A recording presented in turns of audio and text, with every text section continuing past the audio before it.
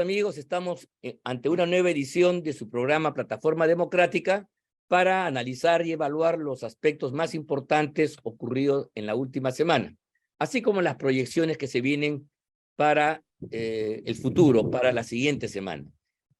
Este es un programa, como todos ustedes conocen, que se transmite por el canal VHTV de Cable Más y se replica a través de las redes sociales de la Coordinadora Republicana y el portal La Abeja. Soy Ángel Delgado y estoy en compañía, como siempre, con Víctor Andrés García Belaúnde y Juan Cheput para llevar a cabo el cometido de entender lo sucedido en la última semana. En esta semana yo diría que un primer aspecto continúa el anterior y los aspectos judiciales, la profundización de las investigaciones, el tema del español, sobre el cual hablamos bastante la semana anterior, de alguna manera es continuado con una serie de investigaciones que se están llevando en el Congreso sobre algunos parlamentarios a los cuales se los considera que han tenido algún tipo de complicidad con el presidente Castillo. Están siendo investigados, hay, en fin, investigaciones por el lado de la Subcomisión de Acusaciones Constitucionales, por ética también se quiere meter el tema, y el día de ayer inclusive se ha llegado a sancionar por 120 días, creo, o 180 días, a un congresista bastante conocido, emblemático, por el tiempo que está ya en el Congreso, ¿no? Me refiero al congresista del Callao, el señor Wong. Yo quería un poco conversar sobre esto, sobre este discurrir, que además hay que ponerle otro elemento, porque periodísticamente cada vez más yo observo medios que empiezan a hacer eco de las denuncias contra la señora Boluarte.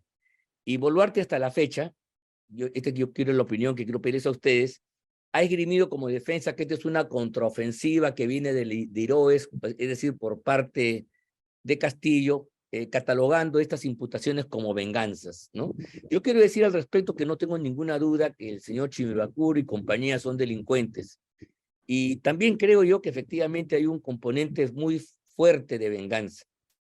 Pero esto no debe llevar ante la opinión pública y sobre todo ante los organismos encargados de perseguir el delito a conformarse con esa interpretación, sino creo que deben, como se hizo con Castillo y con cualquier otro, empezar a llevar a cabo las indagaciones preliminares para, ya sea para desechar estas imputaciones, si es que son efectivamente expresión de la rabia castillista, o si son sandeces que vienen por parte de elementos delincuenciales, sin duda alguna, o por el contrario, a pesar que hay un componente de revancha, y a pesar que los actores no sean personajes de reputación y estima, lo que dicen ellos, sin embargo, puede tener elementos de verosimilitud y puede ser una pista para perseguir el delito.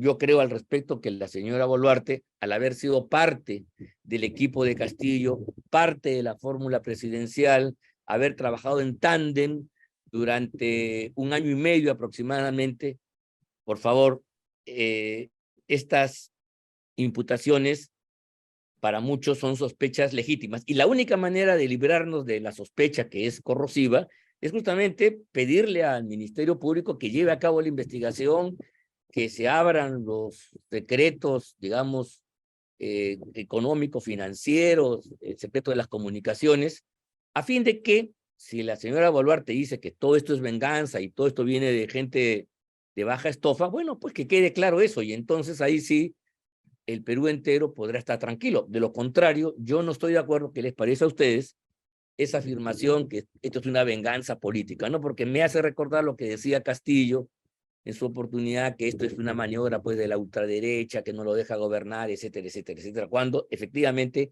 ahí habían elementos de delito, como ya se viene comprobando. Entonces, sobre el particular, yo quería conocer las opiniones de ustedes, y empezamos por Vitocho, por Víctor Andrés García Belaúnde, al cual aprovecho para saludar. ¿Qué tal, Adelante, querido Víctor. Ángel?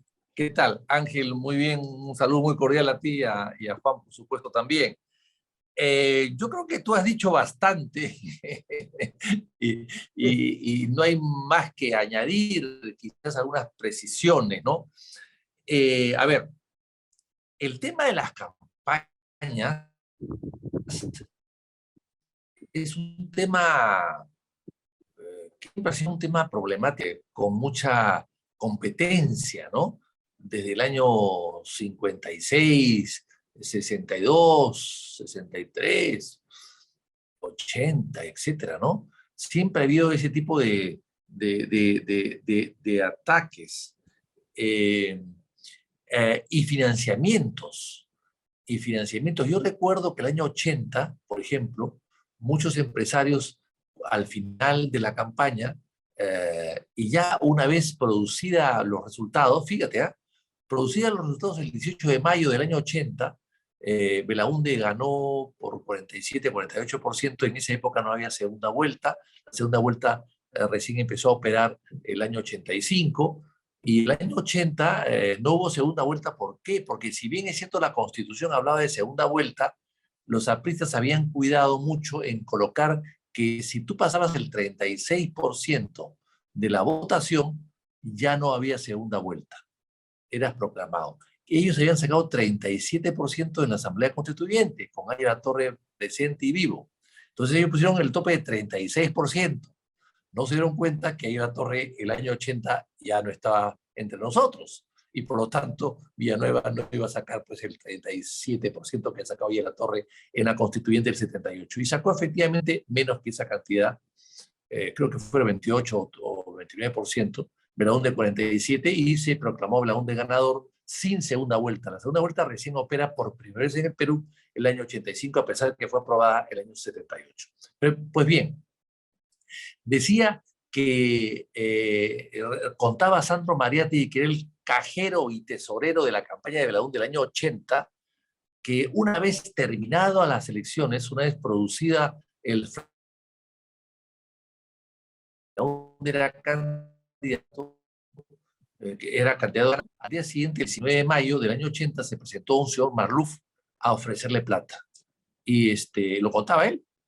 Pero ¿por qué? No, es que me he enterado que Acción Popular tiene un déficit presupuestal de la campaña, y he venido con algunos amigos empresarios a poner la diferencia. Entonces Sandro me dijo, dije, está usted equivocado, ¿no? Estamos con superávit, no hay déficit, así que llévese su plata. Claro, ¿eso qué significa? Nada más, que era la oportunidad de los que no habían apostado por Belaúnde, que habían apostado por otros candidatos, Bedoya en este caso era el candidato de los empresarios, para acercarse al nuevo ganador Claro. y tener sus prebendas, sus atenciones, su gracia, digamos, ¿no? Bueno, eso pasa también. Entonces, lo que Eso vemos pasa. que ha pasado con esta señora Boluarte es que ella no ha participado en la campaña, salvo los mismos, ellos, Simabukuro y el resto lo dicen, que solamente al final empezó a actuar un poco. Claro, cuando se dio cuenta que el triunfo se le venía. Y también auspiciada y promovida por los que querían subirse al cargo del gobierno.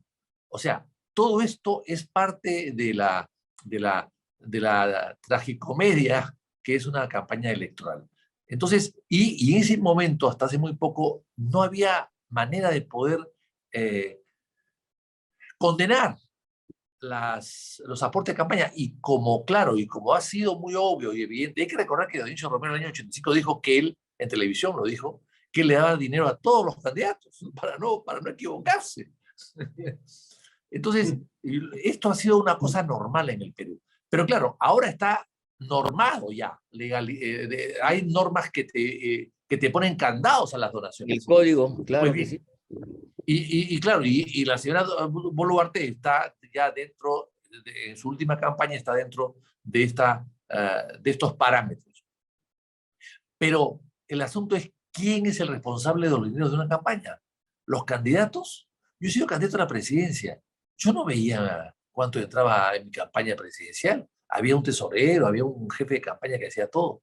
Yo me preocupaba en viajar por todo el Perú y presentarme a todas las plazas y acercarme a toda la gente que podía acercarme, a todo el pueblo. Pero pensando en el dinero de la campaña, eso nunca se me hubiese ocurrido. Entonces yo creo que eso es lo que pasa también. Yo estaba en campaña con muchos candidatos, con Paniagua, con Barnechea, con Álvaro Landini, con Raúl Iscanseco en su momento. Nunca participé en la campaña de Lescano porque él quería estar con sus amigos solamente, sus cercanos, sus afines, según dijo, ¿no? Pero ¿quién es el responsable? ¿El candidato o hay un tesorero que asume las responsabilidades? Entonces yo creo que me parece Sí. que hay algún motivo de investigar, por supuesto que sí, como bien tú lo dices, Ángel, pero hay también un interés político de algún sector, probablemente también, de desprestigiar a la Boluarte, pero casualmente sabemos que la Boluarte es parte de ese equipo. O sea, estamos en realidad juzgando a la misma gente, a la misma campaña, al mismo partido que ganó las elecciones, entre comillas, por un pelo. Y si ganó por un pelo, pues evidentemente han habido muchos colaboradores para que ese pelo se pueda producir. Sobre todo, hay mesas donde han ganado con el 90-95% el señor, la plancha presidencial de Castillo Boluarte. Así es. Entonces yo creo que acá sí hay que investigar, pero el problema de la Boluarte lo tiene antes, cuando fue elegido vicepresidente hasta el día de hoy. No lo tiene cuando ha sido, cuando ha sido elegido presidente. Lo que pasa es que llama la atención que ahora que ya es presidenta, hay mayor atención a este tipo de denuncias que antes existían también, pero que pasaban un poco desapercibidas. Por eso mismo, por los problemas que tiene la Boluarte, que son pequeños al lado de, pues, evidentemente, al lado de lo que tenía Castillo. Es una mochila más ligera, mucho más ligera que la que tenía Castillo. Por eso mismo siempre hemos pensado en este programa que lo ideal es un adelanto de elecciones para que venga nueva gente. Y un congreso como el que estamos viendo, pues la verdad que amerita seguir trabajando para el adelanto de elecciones. Sí, sin duda alguna. Yo quería efectivamente estar de acuerdo contigo, pero precisar una cosa y a ver qué nos dice Juan al respecto. Está bien, o sea, los aportes de campaña es una forma usual aquí y en otras partes de cómo una campaña se levanta, se pone en marcha, ¿no? Pero vamos a ver, efectivamente puede haber legislación sobre la materia que exige publicidad y ciertas reglas que recién han sido normadas hace 3, 4 años, no más, y entonces tiempo atrás los aportes inclusive no tenían por qué ser declarados en absoluto. Hasta ahí, mira la cosa, pensando bien, no hay problema, porque hay gente pues que aporta en función a sus ideas, en función a que esté al frente del gobierno determinadas posiciones políticas o determinadas gente de confianza que cree que la cosa lo va a hacer bien. El problema está, y ese es el tema de Boluarte, si es que efectivamente se llega a acreditar lo que ha dicho Simi Bakuro, que es que esta gente que le ha dado plata, le ha dado plata, después se ha visto beneficiada, por ejemplo, a la hora de establecer los paquetes que se reparten a través de la ayuda social de Cuaribarma, espacial, este programa que se desarrolla a través del Ministerio de Inclusión Social y donde habrían algunas empresas conserveras que ahora pues son proveedores del Estado a partir justamente de este vínculo. Yo creo que ese es el aspecto más importante. No sé qué te parece a ti, Juan, y muy buenos, saludándote al respecto también. Buenos días, Ángel. Buenos días, Vitocho. Sí, efectivamente, yo creo que ese es un aspecto importante porque demostraría de que hay un intercambio de favores, ¿no? No es una situación noble, ideológica, de conjunción programática, la que motiva el aporte, sino simplemente la oportunidad de hacer negocios. Y eso es grave Eso es lo porque grave. simplemente cuando hay un aporte de este tipo, el político se convierte en rehén del aportante de campaña. Yo te di, por lo tanto, hazme un favor, de lo contrario te denuncio. Y en un contexto en el cual hay graves antecedentes, específicamente Keiko Fujimori, Susana Villarán, que son las personas que están siendo sindicadas, y Ollantumala, de haber recibido aportes de campaña y que no los han colocado en su reporte a la OMPE y por lo tanto están siendo juzgados por lavado de activos. Sabiendo eso, la gente de Perú Libre, y sabiendo de eso, Dina Boluarte, que lo haya hecho, porque no lo ha consignado en los reportes de la OMPE, pues simplemente adquiere una situación de gravedad que yo creo que va a significar mucho en el desarrollo de la presidencia de la República, en términos de vulnerabilidad y consistencia. Pero hay otro elemento gravísimo, ¿no? La mentira presidencial, que ya está prácticamente institucionalizada. El jueves de la semana pasada, hace ya 8 días, 9 días, la señora Boluarte en la localidad de Trujillo negó conocer a este sujeto que responde al nombre de Chimabucuro. También negó conocer a su asesora. Negó conocer a todo el entorno que la acusaba como receptora de dinero. Y tan solo pasó un fin de semana para que estos señores mostraran screenshots, es decir, fotos del WhatsApp, vouchers de depósitos y facturas, y también fotografías en la cual se veía a esta señora que para mí es lo mismo que Pedro Castillo, exactamente lo mismo, la misma gata con distinto listón. Es una persona que se vio acorralada ante las evidencias, luego de una profunda mentira. Y encima sale con gran sinvergüencería este señor Alberto Tarola a decir es un complot contra la presidencia que viene de la DIROES, ¿no? Tratando de meter el componente de la incertidumbre a algo que es la demostración de un hecho incorrecto. Entonces, la señora Boluarte va a estar en problemas, definitivamente, y una vez más creo que la presión va a venir por el ámbito de la Fiscalía y no del Congreso. Este Congreso ya demostró que no sirve para nada, literalmente para nada. Las votaciones del día de ayer en relación a las personas que tienen que ser desaforadas estarían siendo canjeadas para ver quién va y quién no va a la mesa directiva. Ese es el nivel paupérrimo de este Congreso que de verdad no merece llevar ese nombre. Ya están en el intercambio de favores, ¿no? Aparte de, ya lo veremos en el próximo bloque, de la penosa performance que han tenido en el Foro de Madrid leyendo papelitos que estaban completamente fuera de contexto. Habría que decir cuál es su calidad política, ¿no? Que ya están discutiendo que no saques a este niño, que no saques al otro, pidiéndole los votos para la mesa directiva. Por eso creo yo que la situación se va a seguir deteriorando en términos económicos. Esos señores creen que políticamente pueden sobrevivir, de repente pueden sobrevivir, pero la economía del país se va desmoronando porque un presidente débil, sin autoridad, es el que origina todo lo que estamos viendo. Yo lo dije en este programa hace 3 o 4 semanas. Esa situación, en un momento en el cual un sicario se siente cómodo matando a un niño dentro de un auto, eso que pasó en Breña, Pueblo Libre, no recuerdo bien, ¿no? Lo hace porque sabe que no le va a pasar nada. Así es simple. Porque no hay autoridad moral en ninguna de las personas que están jerárquicamente en el nivel más alto de la sociedad. Por eso ese sicario se permite matar a un niño. Por eso otro sujeto se permite quemar a una mujer. Por eso estos extorsionadores masacran a las prostitutas con 32 balazos y se dan la libertad de difundir los videos en WhatsApp. ¿Por qué? Porque no hay autoridad. Así de simple. Y eso no la representa el ministro del Interior, sino la presidenta de la República. Y ese es el gran problema de nuestro país, el problema moral. De eso hay arte, escritura. Yo estoy leyendo un señor Finis, un filósofo que si bien es cierto es inspirador de parte de la doctrina social de la Iglesia, habla claramente de la autoridad moral en política. Si tú no tienes imperio moral, no puedes decir hagan esto, hagan el otro. La gente te mira y te dice, ¿quién diablos eres tú? ¿Tú ratero me vas a decir a mí que no robe? ¿Tú mentiroso me vas a decir que a mí que no mienta?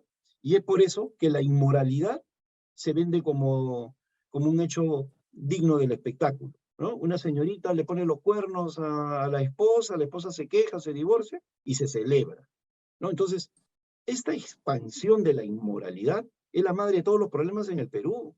Una sociedad degradada, una sociedad que no tiene principios, una sociedad que tolera la mentira y a los sinvergüenzas en el Congreso, que así como en un momento en el Perú se decía no importa que robe, porque hace obra, ahora se dice no, yo prefiero trabajar que sigan estos sinvergüenzas en el Parlamento, ¿no? Y esos sinvergüenzas saben que la sociedad es así, que se toman selfie con ellos y por lo tanto pueden seguir usufructando de un poder que en realidad hace rato que lo han perdido. Y le hacen un tremendo daño a la derecha. Le están haciendo un tremendo daño a la derecha. Porque la gran mayoría del pueblo cree que Dina Boluarte es de derecha. Sí, pues. Porque la apoya a Patricia Chirinos, Cabero, pues, el señor Muñante, López Aliaga, después Jorge Montoya. Entonces, en el cambio que venga como consecuencia de lo electoral, van a decir, si ya gobernó la derecha, ¿para qué va a seguir gobernando? Sí, pues. ¿No? ¿Y por qué? Porque no hacemos un deslinde, porque hay un amiguismo, que me olvidé decir en mi presentación. El amiguismo nos está haciendo un tremendo daño. Cuando un parlamentario se comporta mal, yo estaba en un parlamento donde otros parlamentarios lo acusaban. Yo mismo me metí con el general Donaire porque era insoportable que él siguiera en el parlamento, a pesar que se sentaba 2 curules detrás mío. Pero hoy día el amiguismo hace que bloqueemos iniciativas que llevarían al fondo del tema de la corrupción. Eso es lo que está pasando en este Congreso. Y cuando sucede eso, que la cuestión moral se subordina a lo amical, viene pues el deterioro de la sociedad, que es lo que estamos viendo en estos momentos. Muy bien. Sí, efectivamente, tú tienes toda la razón.